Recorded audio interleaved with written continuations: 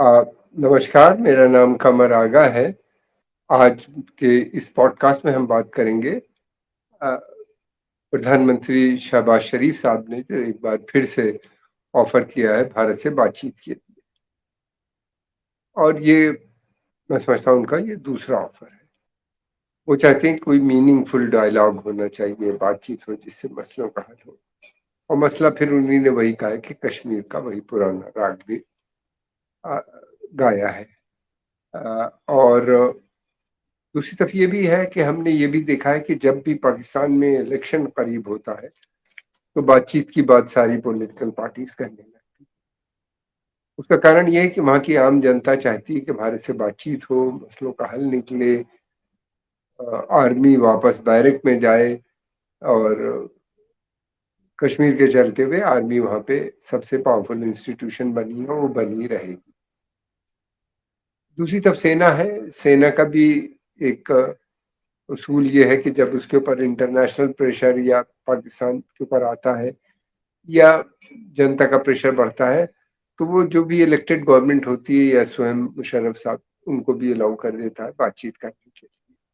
मुशर्रफ साहब ने भी जैसे भारत आए, बातचीत की और काफ़ी बातें मसले हुए हल। कॉन्फिडेंस बिल्डिंग मेजर्स शुरू हुए, हर सेक्टर पे बातचीत हुई, ट्रेड बढ़ाने की बात हुई। और भी बहुत से यही नहीं बल्कि कश्मीर सेंट्रिक डायलॉग्स भी शुरू हुए, कॉन्फिडेंस बिल्डिंग मेजर्स लिए गए। वहाँ से बस सर्विसेज श्रीनगर से मुजफ्फराबाद के लिए रवाना हुई। बॉर्डर ट्रेड भी शुरू हुआ। लेकिन नतीजा क्या हुआ? बॉर्डर ट्रेड के बहाने पे पाकिस्तान मनी लॉन्ड्रिंग वहाँ पे करने लगा।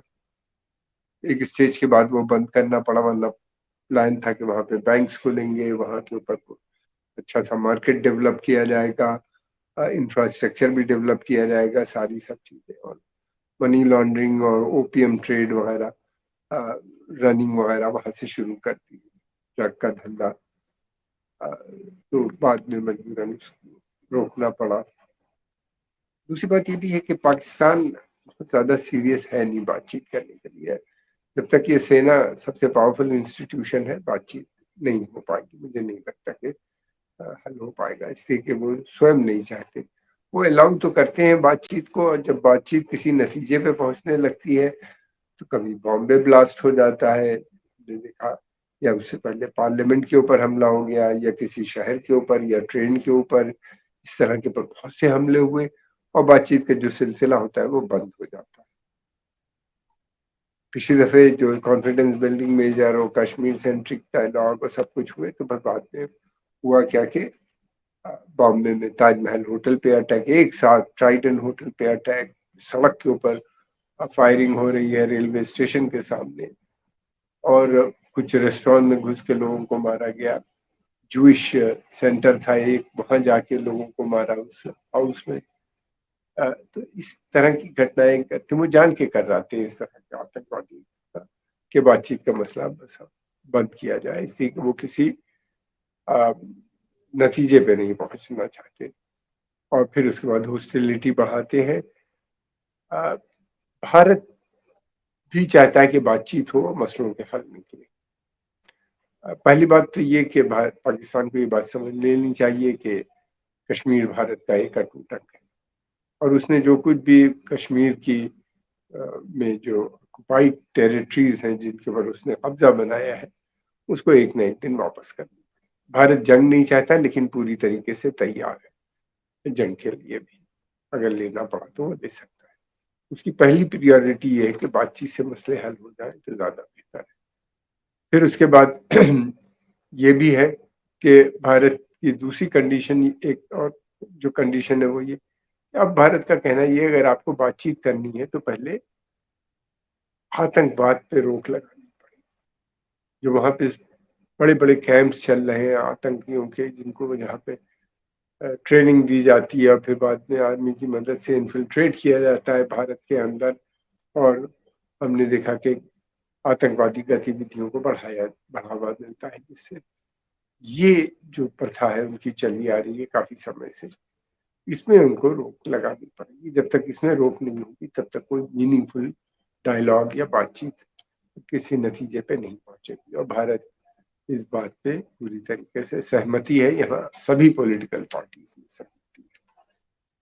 और ये है कि अब देखना ये है कि वो किस तरीके से इस मसले को डील करते हैं। ठीक है, बात for the sake of talk, talk for the sake of talk, अभी ये वेस्ट ऑफ टाइम है और बिलावजे की होती है। दूसरी बात ये भी है कि भारत चाहता है कि उसको कनेक्टिविटी भी मिले। पाकिस्तान ने भारत का रास्ता रोक रखा है। भारत का जो सेंट्रल एशिया ईरान जाने का रास्ता था वो यहीं से था, पाकिस्तान से होता हुआ जाता था। और पार्टीशन से पहले यहाँ से लोग बाई ट्रेन जो थे वो ईरान भी जाते थे, बहुत कम पैसों में पहुंच जाते थे। बल्कि सन 64 तक, पाकिस्तान बनने के बाद तक लोग जाते थे यहाँ से लाहौर, लाहौर से कराची, कराची से कोयटा और कोयटा से जाहिदान, ये रूट था। अभी ईरान गए, ईरान में रहते थे, सब ट्रेड होता था, फिर उसके बाद वहां से निकल जाते थे इराक की तरफ। ईरान ईरान इराक के बॉर्डर मिलते हैं तो वहां से वो ईरान चले जाते थे बाईपास, बहुत से तरीके हैं, रिवर को भी क्रॉस करके चले जाते थे। तो इस तरीके से मिडिल ईस्ट से एक भारत की कनेक्टिविटी बनी हुई थी, सेंट्रल एशिया से भी। सेंट्रल एशिया की कनेक्टिविटी सोवियत यूनियन से पहले ही बंद हो गई थी, जब जार ने, जो रशिया के रूलर्स थे, उन्हीं ने उसको कब्जा किया। लेकिन हमें उम्मीद थी कि अब सेंट्रल एशिया आज़ाद हो गया है, वहाँ पे हुकूमतें हैं जो भारत से संबंध बनाना चाहती हैं अगर ये कनेक्टिविटी।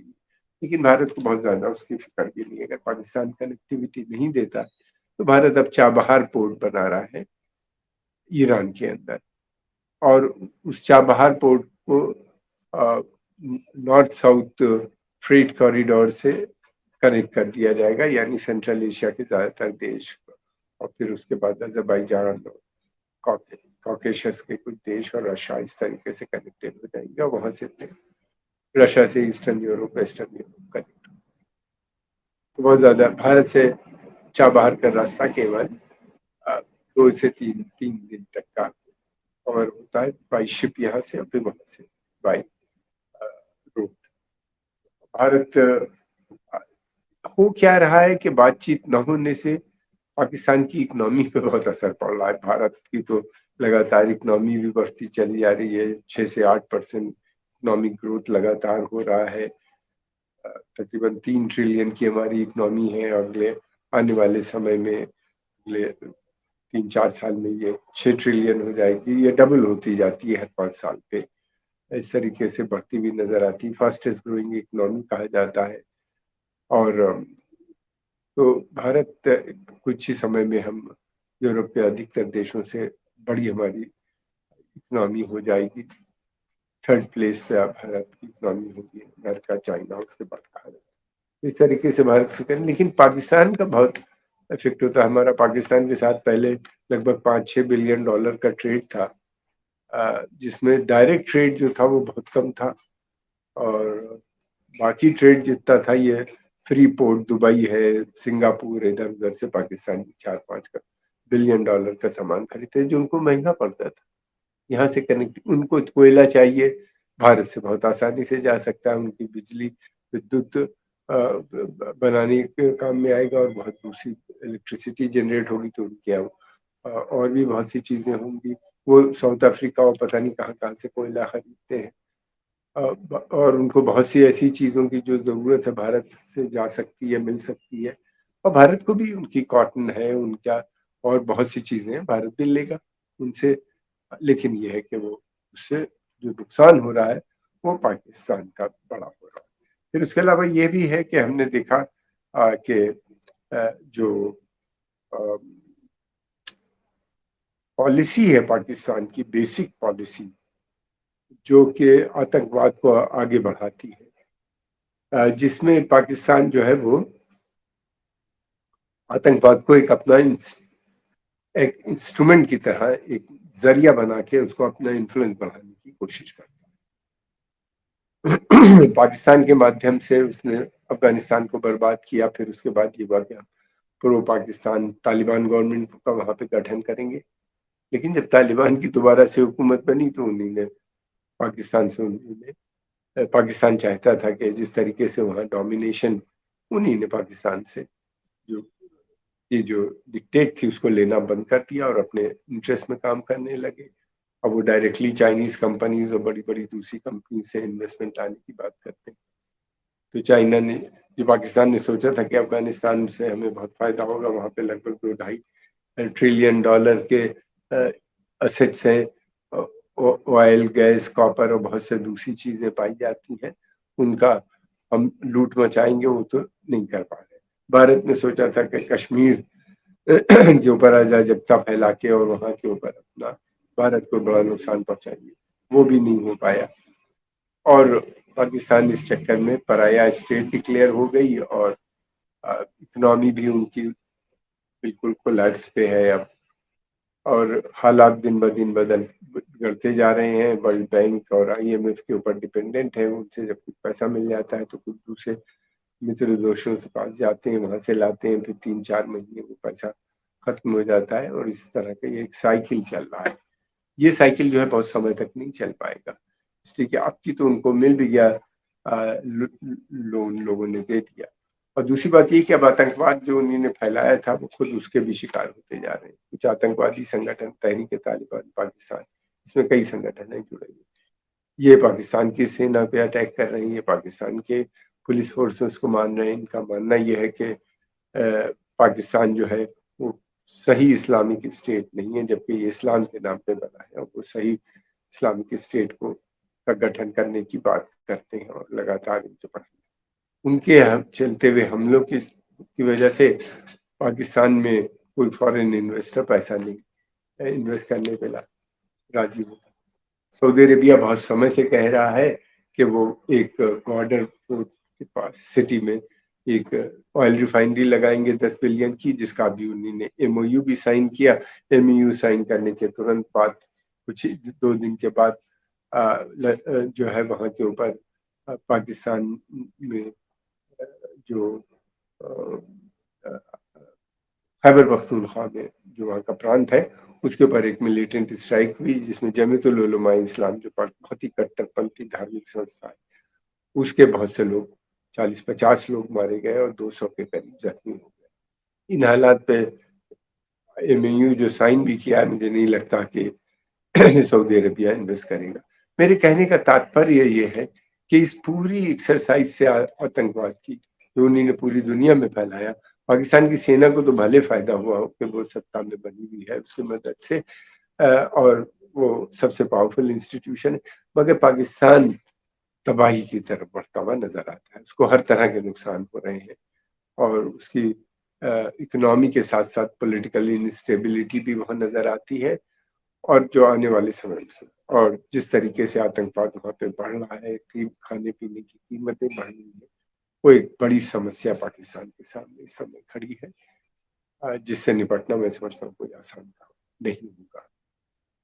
बहरहाल बातचीत का जहाँ तक बात है, नवाज शरीफ ने ऑफर दिया है, भारत का भी इस पे रिस्पॉन्स नहीं आया, उम्मीद है कि आज तक आ जाएगा, लेकिन इस रिस्पॉन्स जो है वो कंसिस्टेंट है।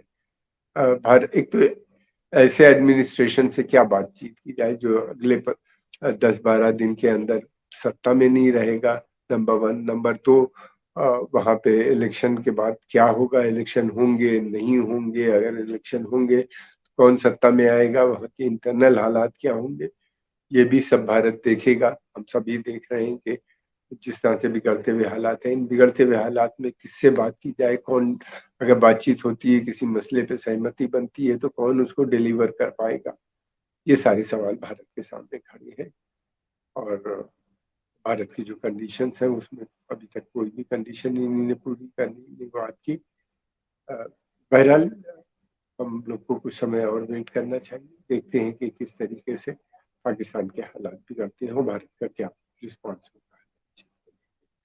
आज के इस पॉडकास्ट में हम इतनी बात करेंगे। आपका बहुत बहुत धन्यवाद, आपने निकाला। हम आपके जो कमेंट बॉक्स है उसमें कमेंट्स के इच्छुक हैं, उम्मीद करते हैं कि आप तो हमें कमेंट लिखेंगे, बताएंगे। और दूसरी बात ये कि अगर आपको प्रोग्राम अच्छा लगा है तो आप इसको आगे भी और उनके पास भी प्रमोट करने की कोशिश कीजिए। आपका बहुत बहुत